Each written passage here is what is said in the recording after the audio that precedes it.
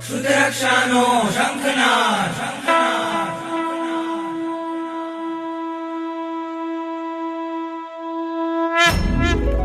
वन्दे श्रुतज्ञानं वन्दे श्रुतज्ञानं वन्दे श्रुतज्ञानं वन्दे श्रुतज्ञानं। ओ देवादिदेवा करू तारी हूँ सेवा, हो देवादिदेवा करू तारी हूँ सेवा। वन्दे वन्दे वन्दे श्रुतज्ञानं वन्दे वन्दे वन्दे श्रुतज्ञानं। वन्दे वन्दे वन्दे श्रुतज्ञानं वन्दे वन्दे वन्दे श्रुतज्ञानं। वन्दे वन्दे वन्दे श्रुतज्ञानं वन्दे वन्दे वन्दे श्रुतज्ञानं। वन्दे शासनं शासनं वन्दे शासनं शासनं।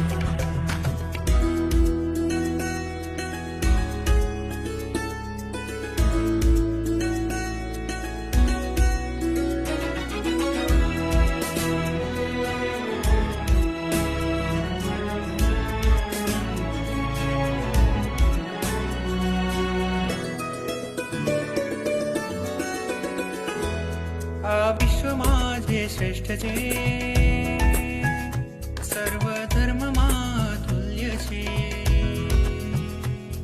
આ વિશ્વમાં જે શ્રેષ્ઠ છે સર્વધર્મમાં તુલ્ય છે। સૂરીશ્વરોનો શ્વાસ છે, મુનિઓ તણો વિશ્વાસ છે, મુનિઓ તણો વિશ્વાસ છે।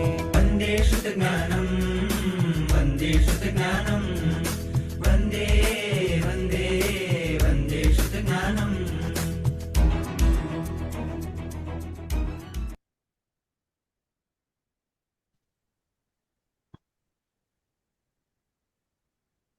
પ્રણામ સર, નમો નમો સર। ગઈકાલની છઠ્ઠા કર્મગ્રંથની રેકોર્ડિંગ પોસ્ટ નથી થઈ, એ પ્લીઝ કરી આપશો? ગઈકાલની ગઈકાલની છઠ્ઠા કર્મગ્રંથની। થઈ ગઈ છે? હાજી મોકલી આપો ગ્રુપમાં। સર મેં અત્યારે જ જોઈ, આપ એકવાર જોજો ને। એક મિનિટ। प्रणाम गुरुजी। प्रणाम गुरुजी।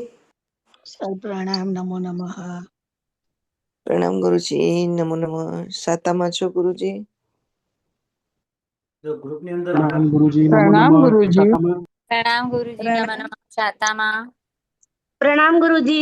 પ્રણામ ગ્રુપની અંદર મૂકી છે, જોઈ લેજો એકવાર રેકોર્ડિંગ। હાજી સર, આવી ગઈ છે, થેન્ક યુ સર। હા કર્મગ્રંથ 5 જેની અંદર ઉત્કૃષ્ટ સ્થિતિવાન, જગન્ય સ્થિતિવાન, જગન્ય સ્થિતિબંધના સ્વામી, ઉત્કૃષ્ટ સ્થિતિબંધના સ્વામી અને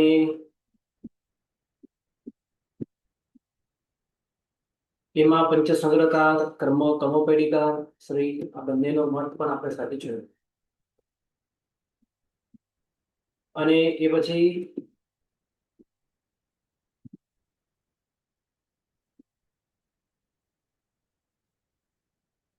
સાદી, અનાદિ, ધ્રુવ અને અધ્રુવ, જગન્ય, અજગન્ય, ઉત્કૃષ્ટ અને અનુત્કૃષ્ટ આ સ્થિતિબંધ જે છે એ પણ આપણે અહીંયા મૂળ કર્મ વિષય અને ઉત્તર કર્મ વિષય ચર્ચા। હવે એક નવો ટોપિક બતાવે છે કે આ જે સ્થિતિબંધ કરે છે એ સૌથી ઓછામાં ઓછો સ્થિતિબંધ કોણ કરે છે અને સૌથી વધારેમાં વધારે સ્થિતિબંધ કોણ કરે છે અને બાકીના બધા જીવો કેટલું કરે છે, કોણ કોનાથી વધારે કરે છે અને કોણ કોનાથી ઓછું કે ઓછી સ્થિતિ બંધ કરે છે। આ બંધની વાત આ પ્રમાણે અહીં આપણને બતાવે છે, સમજાવે છે।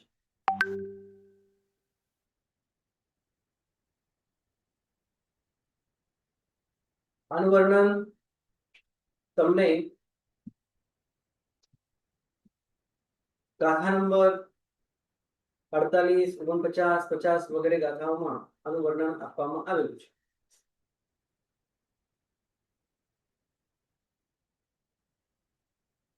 એના માટે એક સૌથી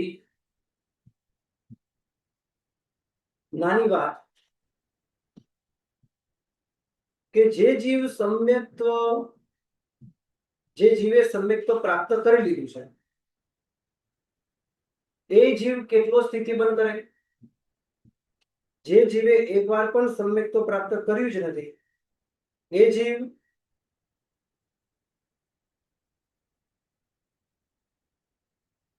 એને કેટલો સ્થિતિબંધ થાય છે? આ બધી વાત અહીંયા આપણે સમજીએ. પહેલા ગુંઠાને ભવ્ય જીવો અને અભવ્ય જીવો કે જે આ ભવ્ય જીવો એવા સમજવા પ્રથમ ગુણસ્થાને કે જે એકવાર પણ સમ્યક્ત્વ નથી પામ્યા. એકવાર પણ સમ્યક્ત્વ નથી પામે એવા ભવ્ય જીવો અને અભવ્ય જીવો પ્રથમ ગુણસ્થાનકે અંતઃ કોડાકોડી સાગરોપમ થી ઓછો સ્થિતિબંધ ક્યારેય ન કરે, એનાથી વધારે જ કરે. અંતઃ કોડાકોડી સાગરોપમ થી ઓછો સ્થિતિબંધ ક્યારેય ન કરે, એનાથી ઉપરનો જ સ્થિતિબંધ કરે. 1 કોડાકોડી, 2 કોડાકોડી, 3 કોડાકોડી, ઉત્કૃષ્ટ પણ ક્યારેક કરે. 10 કોડાકોડી, 20 કોડાકોડી, 30 કોડાકોડી, 40 કોડાકોડી, 70 કોડાકોડી સુધીનો પણ સ્થિતિબંધ કરે. એટલે અંતઃ કોડાકોડી તે નીચેનો સ્થિતિબંધ ક્યારેય ન કરે. નંબર 2 કે જેમણે સમ્યક્ત્વ પ્રાપ્ત કરી લીધું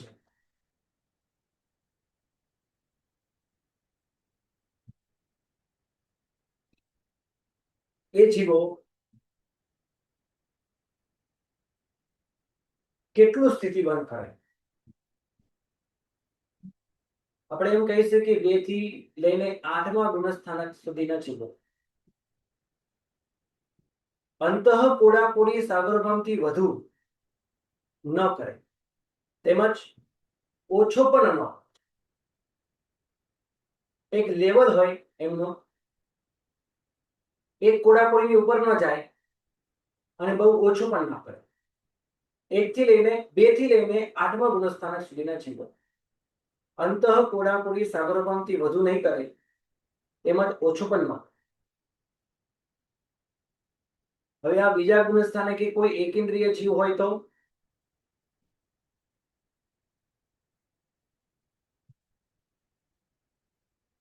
એમને, કારણ કે એકેન્દ્રિય જીવને પણ બીજું ગુણસ્થાનક હોય, તો એમને અંતઃ કોડાકોડી સાગરોપમથી ઓછો સ્થિતિબંધ થાય, કારણ કે એ સમ્યક્ત્વથી પતિત થયેલા છે.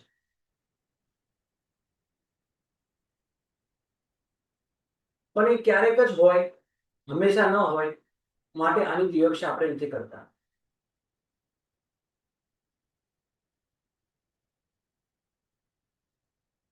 એટલે એકેન્દ્રિય જીવોને બીજા ગુણસ્થાને કે અંતઃ કોડાકોડી સાગરોપમથી ઓછો સ્થિતિબંધ થાય, પણ એ ક્યારેક જ હોય, એટલે વિવક્ષા નથી કરી.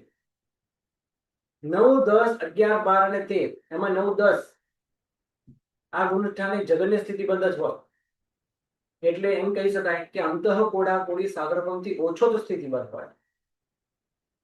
તો કેટલાક કર્મોનો અહીંયા શપક શ્રેણી વગેરેમાં સર્વથી જગન્ય સ્થિતિ આવી જાય છે, જેમ લોભ મોહનીયની, અંતર્મુહૂર્તની, યશની, ઉચ્ચ ગોત્રની, 8 મુહૂર્ત, 12 મુહૂર્ત વગેરે જે છે, આટલો ઓછો સ્થિતિબંધ એ અંતઃ કોડાકોડીની અંદરનો સ્થિતિબંધ છે. હવે અંતઃ કોડાકોડી એટલે કેટલો? તો 1 કોડાકોડી સાગરોપમ એમાં ઓછું, સંપૂર્ણ 1 કોડાકોડી સાગરોપમ નહીં, અંતઃ કોડાકોડી સાગરોપમ એટલે 1 કોડાકોડી સાગરોપમની અંદરની સ્થિતિ. ગાથાની અંદર પણ આ શબ્દો લખેલા છે. શાશ્વતથી અપૂર્વ કરણમાં વર્તતા જીવો અંતઃ કોડાકોડી સાગરોપમથી અધિક બંધ કરતા નથી, તેમાં હીન બંધ પણ કરતા નથી. તો અંતઃ કોડાકોડી એટલે એક કોડાકોડીનો નીચેનો પણ ઓછો, સંપૂર્ણ એક કોડાકોડી નહીં.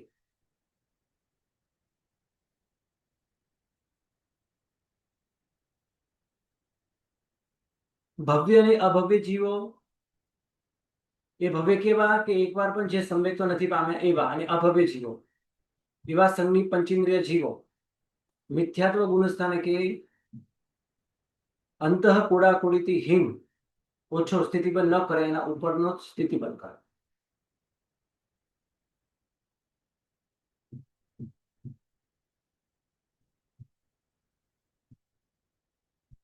કોડાકોડીનો અર્થ તમને ખ્યાલ હશે જ. 1 કરોડ ને 1 કરોડ સાથે ગુણાકાર કરવાનો તો એ એક કોડાકોડી કહેવાય.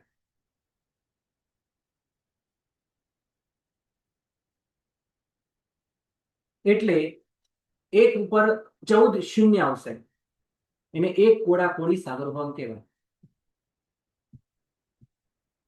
અને એમાં કઈક ન્યૂ એને અંતઃ કોડાકોડી સાગરભંગ કેવું સમજવું.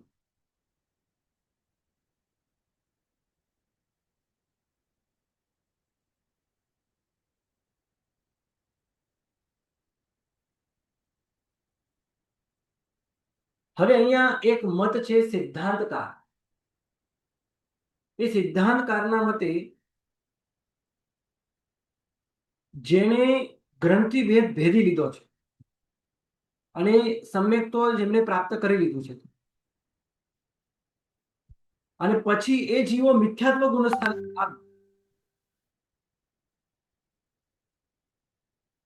તો એ જીવો અંતઃ કોડાકોડી સાગરભંગથી વધારે સ્થિતિ બાંધતા નથી. આવું સિદ્ધાંતકાર કહે છે. કર્મગ્રંથકાર સ્ત્રીનો મત કઈક અલગ છે.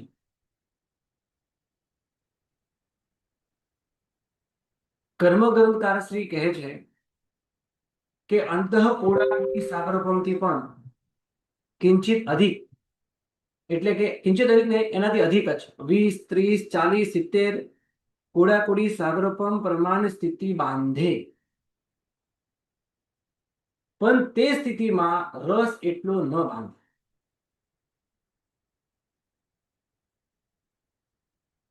આવું કર્મગ્રંથકાર શ્રેણીનો મત છે.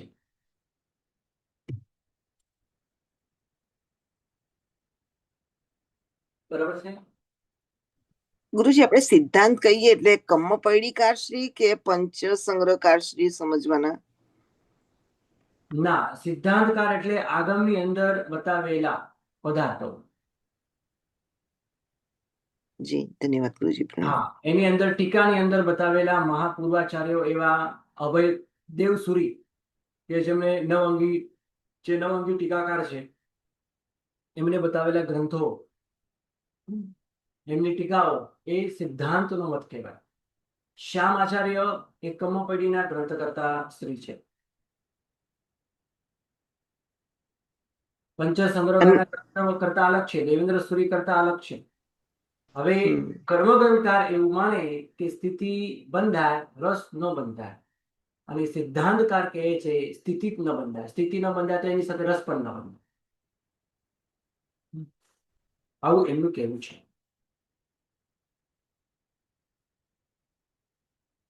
એટલે એનો મતલબ એમ થયો કે શાશ્વતથી અપૂર્વકરણમાં અંતઃ કોડાકોડી સાગરભંગથી અધિક બંધ ન હોય. પણ અહીંયા એક બીજી વાત એમને કરી છે કે અંતઃ કોડાકોડી સાગરભંગથી હીન બંધ પણ ન થાય. તો હવે કહેવાનો એમનો ભાવાર્થ શું છે? ગાથાની અંદર શબ્દો લખેલા છે, બંધો ન હીનો ન હું હીનો ય, એટલે એમને બંધ પણ ના હોય. તો પછી એ સાગરભંગની ઉપર પણ ના જાય, નીચે પણ ના જાય, તો એક જ સ્થિતિ સતત ને સતત 24 કલાક એક જ સ્થિતિ બાંધ્યા કરે. સમ્યક તો પામેલા જીવો અંતઃ કોડાકોડી. સાંભળજો, અંતઃ કોડાકોડી સાગરભંગમાં પણ અસંખ્ય ભેદો છે.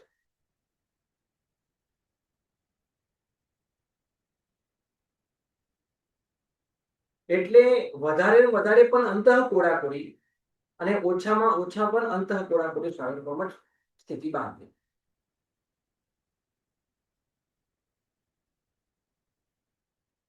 અંતઃપોળાપોળી સાગરપમના પણ અસંખ્ય ભેદો છે. આ શબ્દોનો અર્થ થાય એક પોળાપોળીની અંદરની સ્થિતિ, એ અંતઃપોળાપોળી અથવા એકદમ નજીકની સ્થિતિ અંતઃપોળાપોળી કહેવાય. એટલે તમે જુઓ, આપણા મરીચી હતા મહાવીર સ્વામી પરમાત્મા ત્રીજા ભાવમાં મરીચી રૂપે હતા અને એમને ઉચ્ચસૂત્ર બોલ્યા અને સંસાર વધારે, કેટલો વધારે? અંતઃપોળાપોળી. જો કે આટલો એ થવાનો જ હતો અને ભગવાને ખુદ કહ્યું હતું કે 24માં તીર્થંકર થવાના છે. તો ભગવાન આદિનાથ થયા અને 24માં મહાવીર સ્વામી થયા. આ બંને વચ્ચેનું અંતર કેટલું? એક કોડાકોડીની અંદરની સ્થિતિ, એટલે કે અંતઃકોડાકોડી સામે.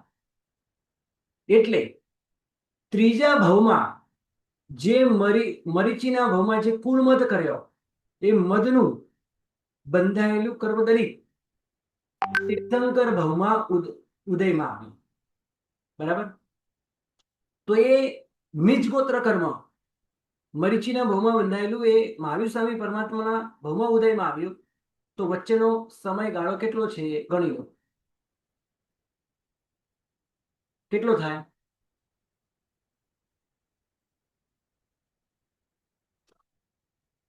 અંતકોડાકોડી થાય ને સર?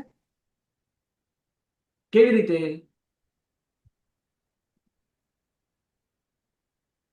કેમ કે ત્રીજો આરાના એન્ડમાં આદિનાથ ભગવાન મોક્ષમાં ગયા હતા અને ચોથા આરામાં એન્ડમાં મહાવીર ભગવાન મોક્ષમાં ગયા. તો એ બંનેનું જેટલું અંતર આવે એ જ થશે ને? બરાબર? બરાબર છે. બંને વચ્ચેનો એટલે એવી જે રીતે સમય છે, પહેલા અને 24માં તીર્થંકર વચ્ચેનો જે સમય છે એ અંતઃકોડાકોડી જ છે. ચોથો આરો કેટલો છે? એક કોડાકોડી સાગરોપમમાં 42,000 વર્ષ ન્યૂ. ઓછા. એક કોડાકોડી સાગરોપમમાં 42,000 વર્ષ ન્યૂ ચોથો આરો છે. હવે ભગવાન આદિનાથ ત્રીજા આરાના એન્ડમાં થયા અને આ મહાવીર સ્વામી ભગવાન ચોથા આરાના એન્ડમાં થયા. એટલે બંને વચ્ચેનો સમય કેટલો થયો? એક કોડાકોડી સાગરોપમ ની અંદર 42,000 વર્ષ ન્યૂ, પણ એમાં કેટલાક વર્ષ પ્લસ કરવાના. એક બાજુ પ્લસ કરવાના, એક બાજુ માઇનસ કરવાના. કારણ કે ભગવાન આદિનાથ થયા એના પછી 89 પખવાડિયા ગયા પછી ચોથો આરો બેઠો અને 89 પખવાડિયા બાકી હતા ત્યારે ભગવાન મહાવીર સ્વામી નિર્વાણ પામ્યા. એમાં પણ 30 વર્ષ ન્યૂન કરવાના, 30 નહીં 72 વર્ષ ન્યૂન કરવાના. કેમ? કારણ કે ભગવાન આદિનાથ મહાવીર સ્વામી એ ગર્ભમાં આવતાની સાથે આ નિજ ગોત્ર ઉદયમાં આવી ગયું. પછી કે 72 વર્ષ ગણવાની કોઈ જરૂર નથી, એમાં 72 વર્ષ પણ કાઢી નાખવાના. અને આ બાજુ ભગવાન આદિનાથ હતા, ભગવાન આદિનાથને કેવલ્યની પ્રાપ્તિ થઈ ગઈ હતી ત્યારે મરીચી પોતે ધર્મ ભૂલી ગયો હતો. ધર્મ કરવાનું એને છોડી દીધું હતું અને ઉચ્ચસૂત્ર પણ બોલ્યા. એટલે અંતઃકોડાકોડી સાગરોપમ જેટલી એની સ્થિતિ બાંધી અને રસ વધારે નહીં બાંધ્યો, રસ પણ એટલો જ બાંધ્યો, ઓછો છે, વધારે નહીં બાંધ્યો. પણ સિદ્ધાંતકારનું કેવું છે કે સ્થિતિ ન બંધાય, રસ પણ ન બંધાય. કર્મગંધાશ્રીનો મત એવો છે કે સ્થિતિ બંધાય, રસ ન બંધાય. બરાબર? આગળ ચાલો. ગુરુજી, ભિન્ન ગ્રંથિ થઈને એટલે શું? હા, લખ્યું છે ને સિદ્ધાંતકારના મતે ભિન્ન ગ્રંથિક થઈને, એટલે ભિન્ન ગ્રંથિક થઈને એનો અર્થ શું થાય? ભિન્ન ગ્રંથિક થઈને એટલે કે જેને ભિન્ન ગ્રંથિ ભેદી દીધી છે. રાગ દ્વેષની ગાંઠ જે આપણે 3 કરણ કરવા પૂર્વક, ગ્રંથિ ભેદ કરવા પૂર્વક જે સમ્યક્તની પ્રાપ્તિ થાય એ ભિન્ન ગ્રંથિ વાળો જીવ કહેવાય. કે જેની ગ્રંથિ ભેદી છે ને એ આવશ્યક સમ્યક્તની પ્રાપ્તિ કરીને જ રહે. એ વચ્ચે ક્યાંય ના અટકે. ગ્રંથિ ભેદ કરે, જો ગ્રંથિ ભેદ કરતા પહેલા અટકી જાય તો ઠીક છે, પછી ના અટકે, પછી અપૂર્વ ભાવો આવે, અનિવૃત્તિકરણ આવે, અંતરકરણ થાય, સમ્યક્તની પ્રાપ્તિ કરીને જ રહે. અને જેને આ રીતે ગ્રંથિ ભેદ કર્યો છે એ અવશ્ય સમ્યક્તની પ્રાપ્તિ કરે, અને સમ્યક્તની પ્રાપ્તિ કર્યા પછી જીવ ક્યારે પણ અંત કોડાકુડી સાગરપણથી વધારે સ્થિતિબદ્ધ કરે જ નહીં. કર્મગંધકાર શ્રીના મતે કરે, રસ ન બાંધે. આટલું એમનું કહેવું છે. બરાબર. સર, તમે જે કહ્યું હમણાં કે ભવ્ય જીવો અંત કોડી કરે, એટલે એમાં ખાલી સંઘની પંચેન્દ્રિય જીવો લેવાના ને? કયા ગુણ સ્થાને કે પેલે ગુંઠાણે પહેલા ગુંટાને ભવ્ય જીવો કેવા લેવાના? બે પ્રકારના ભવ્ય જીવ હોઈ શકે. સમ્યક્તોથી પતિત પણ હોઈ શકે. જે સમ્યક્તોથી પતિત છે એ અંતર કોડીથી વધારે ન કરે અને ઓછું પણ ન કરે. બરાબર. અને જે સમ્યક ન પામ્યા હોય, સમ્યક્તો ન પામ્યા હોય અને પ્રથમ ગુણ સ્થાને કે હોય એ અંત કોડાકોડીથી પણ વધારે સ્થિતિ બંધ કરે, ક્યારે ઓછો કરે જ નહીં.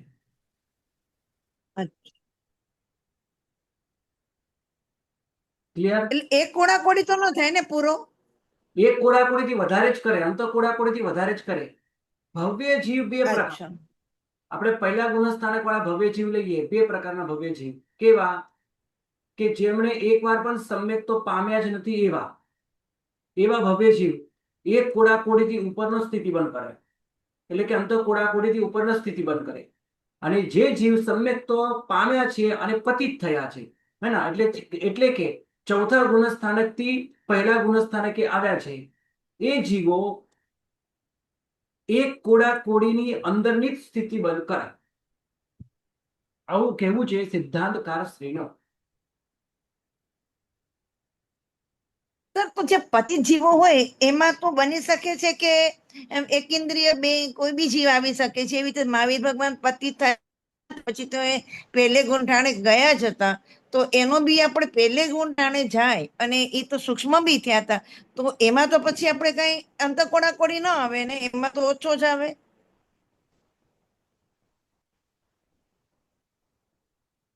અંત કોડાકોડી ઓછો જ કયો ને મેં પણ. ઓછો જ આવે ને? ઓછો જ કીધું. બરોબર. ઓછો જ કીધો, વધારે નહીં કીધો.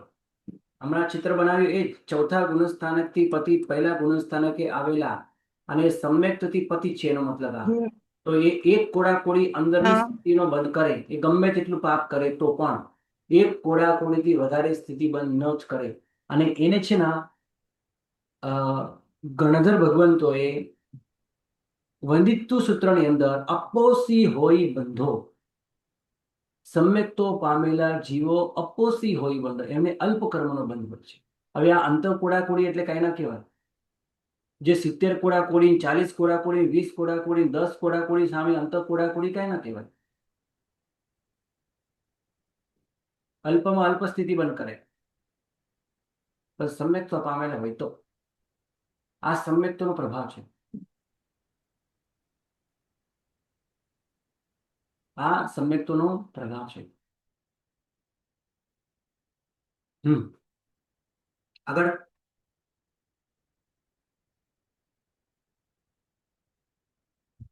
આ સામાન્યથી આપણે ચર્ચા કરી.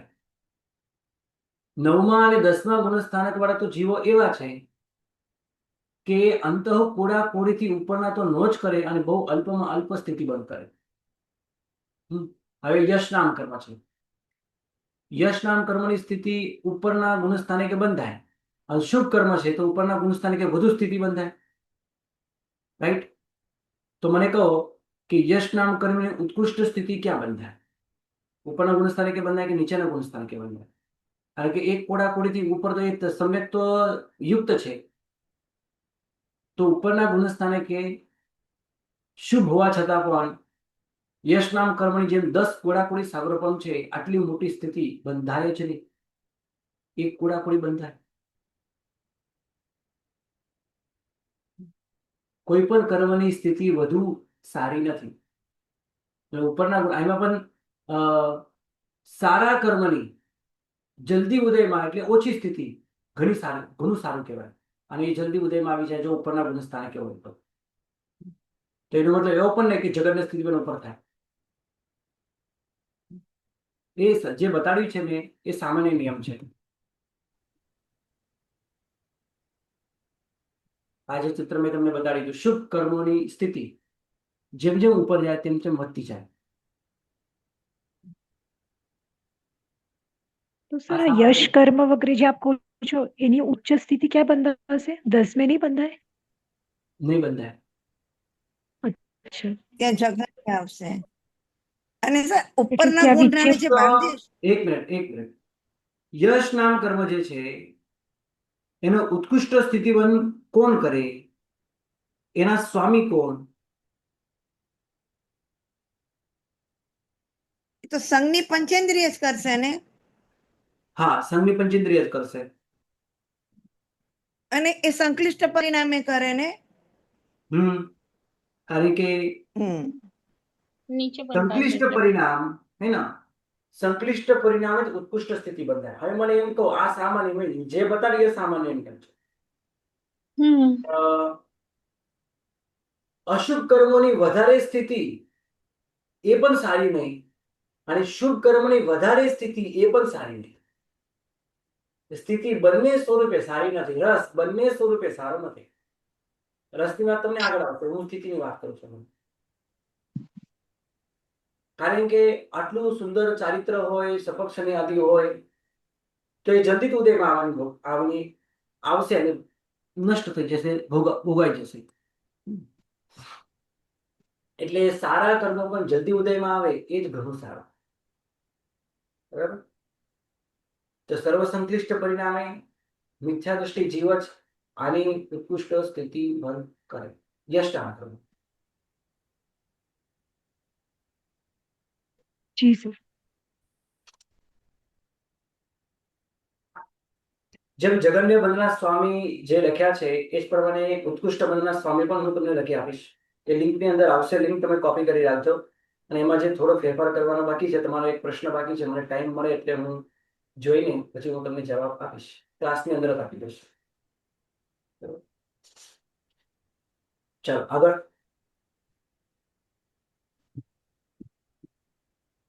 નવમા દસમા ગુણસ્થાનકની વાત કરી હમણાં, કે નવમા દસમા ગુણસ્થાનક વાળા જે જીવો છે એ અંતઃપોળાપોળીથી વધારે ક્યારેય પણ સ્થિતિ ન જ બાંધે. એટલે જે બાંધતો હતો એના કરતા પણ ઘણી ઓછી સ્થિતિ બાંધે. એ સારા કર્મની પણ ઓછી સ્થિતિ બાંધે અને ખરાબ કર્મની પણ ઓછી સ્થિતિ બાંધે. કારણ કે ઉપરના ગુણસ્થાનક કે કસાય પતલો છે, ખૂબ ઓછો કસાય, સંજોનો કસાય છે. અને કસાય પ્રબળ હોય તો જ ઉત્કૃષ્ટ સ્થિતિ બંધાય, ન તો ન બંધાય. બોલો.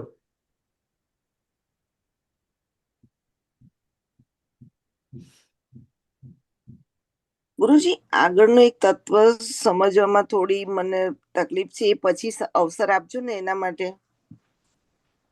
આની વચમાં નહીં પૂછું. હા બોલો, શું હતું બોલો. આપણે આયુષ્ય કર્મ છે તો આપણે એવું કહીએ ને કે જો મનુષ્ય તિર્યંશને વંથડ આયુષ્ય બાકી હોય ને ત્યારે જો ગોલમાલના પરિણામ ન મળે તો પછી બાકી જેટલું આયુષ્ય છે એના વંથડ બાકી રહે, ત્યારે એમ કરતા કરતા છેલ્લા અંતર્મુહૂર્તમાં બંધાય કે છેલ્લા 2 અંતર્મુહૂર્ત ગણવાના? એમ નહીં. ત્રીજો ભાગ બાકી હોય જો ત્યારે જ ગોલમાલ પરિણામ મળે તો ત્યારે બંધાઈ જાય.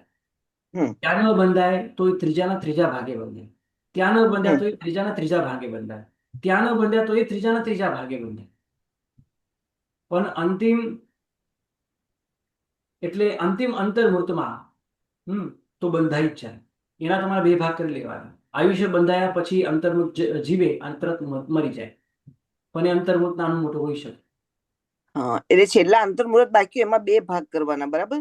જી હા, હવે બેસી ગયો. ઓકે, બસ એટલું. ટૂંકમાં આયુષ્ય બંધાઈ જાય પછી અંતર્મુહૂર્ત જીવે. હા, ઓકે, બસ હવે સમજાઈ ગયું. બસ એ જ હતું. ધન્યવાદ ગુરુજી, પ્રણામ. સ્થિતિબંધ બતાવી રહ્યા છે તો એમાં સૌથી ઓછામાં ઓછો સ્થિતિબંધ જો સૌથી વધારે કોણ કરે અને ઓછામાં ઓછો કોણ કરે એની વાત અહીંયા તમને જણાવી રહ્યા છે. અહીંયા જીવસ્થાનક ચેન્જ થશે તો એનું અલ્પભૌત પણ ઘણું મોટું ચેન્જ થઈ જશે. એ બધી વાતો અહીંયા આવી રહી છે. તો નંબર 1, સર્વથી ઓછો સ્થિતિબંધ કયો જીવ કરે સર્વથી ઓછો, એકેન્દ્રિય કરતા પણ ઓછો, તો શુભ પરિણામમાં આવે અને એકદમ કસાયો પતલા થઈ જાય ત્યારે બંધાય. અને કોણ કરી શકે? તો પૂજ્ય સાધુ સાધ્વીજી ભગવાન. ઉપરના ગુણસ્થાને કે બિલકુલ મોહનીય બંધાય નહીં, કસાયો બંધાય નહીં, અને માત્ર સંજલન, લોભ એ પણ જેના ટુકડા થઈ ગયા છે, અનંત કીટીઓ થઈ ગઈ છે, એ તૂટેલો ફૂટેલો એવો લોભ ઉદયમાં હોય ત્યારે સ્થિતિ ખૂબ ઓછી બંધાય, ખૂબ એટલે ખૂબ ઓછી બંધાય. તો સાધુ ભગવાન તો નહીં, સર્વથી જગન્ય સ્થિતિ હોઈ શકે.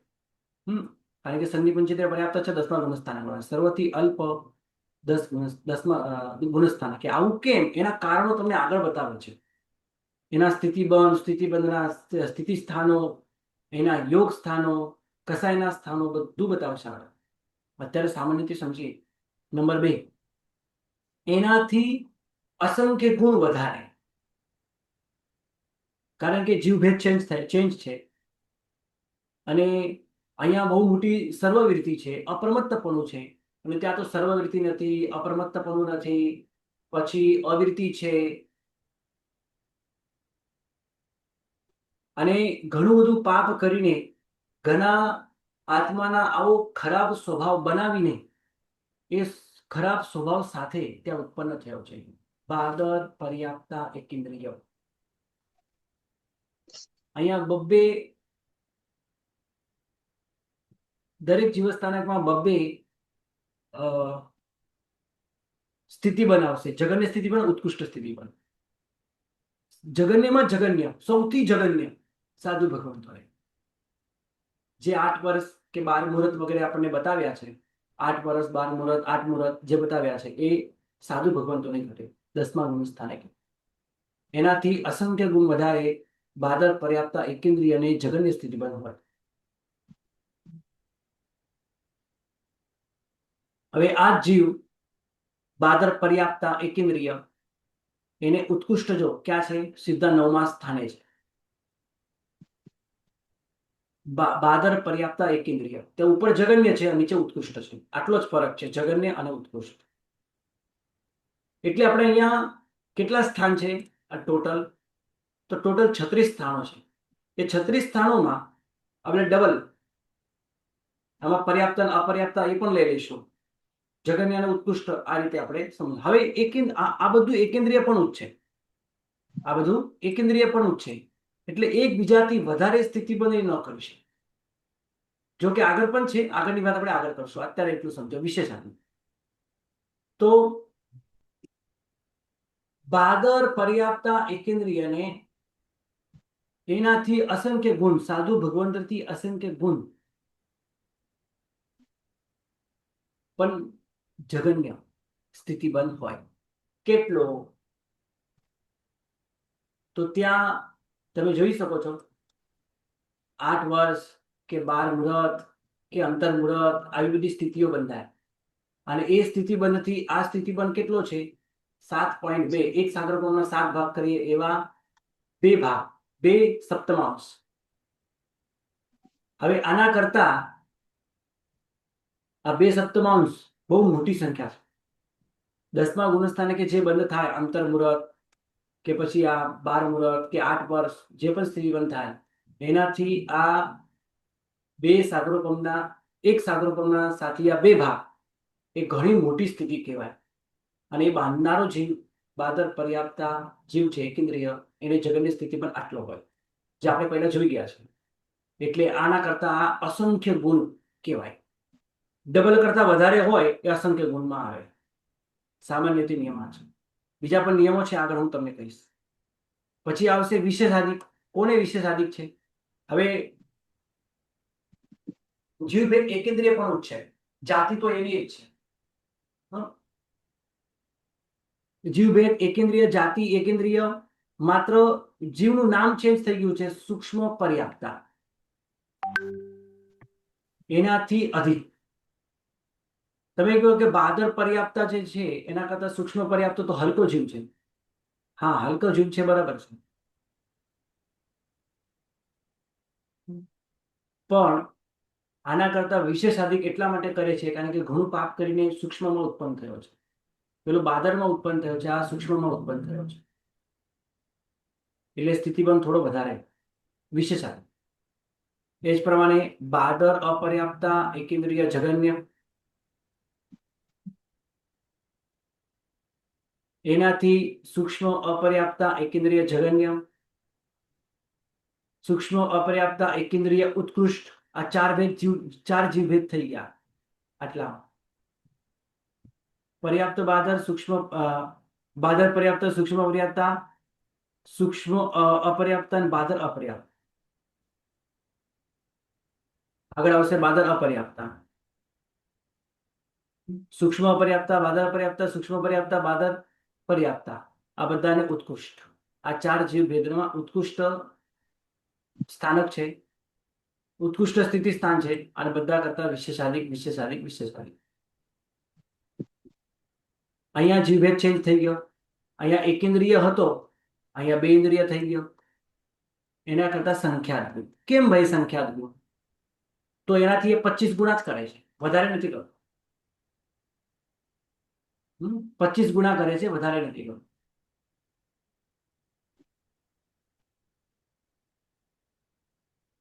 વિશેષ વાત